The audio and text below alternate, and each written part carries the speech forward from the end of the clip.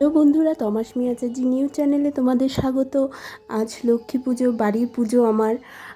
তো সবাই মিলে উপাস ছিলাম সকাল থেকে। আমরা কিছুই খাইনি, আর সব ভোগ আয়োজন করা হচ্ছে। এখানটায় আমি প্রদীপ জ্বালিয়ে ফুল বেলপাতা সব জোগাড় করে সুন্দর করে সাজিয়ে নিয়েছি।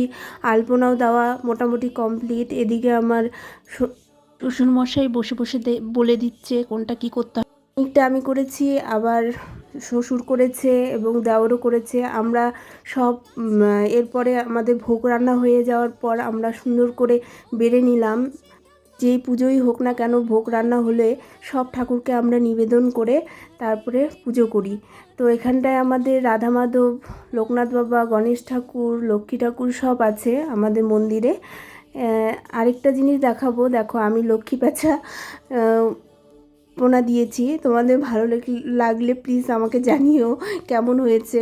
আর মার মুখটা তোমাদের দেখিয়ে দিলাম। মার মুখটা কি মিষ্টি লাগছে দেখো।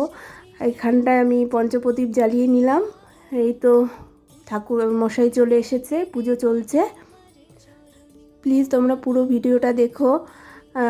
ভালো লাগলে প্লিজ লাইক সাবস্ক্রাইব করো প্লিজ, আর কমেন্ট করতে ভুলো না। এই যে আমাদের খুদে সদস্য বাড়ির, আর এখানটা আমার শাশুড়ি মা যাচ্ছে, পুজো হচ্ছে, খুব ভালো লাগছে। তমাসমি রেডি হতে গেছে জেম্মার কাছে শাড়ি পরতে। সবাই বাড়ির লক্ষ্মী আমাদের দুটো আছে, দুটোই মেয়ে।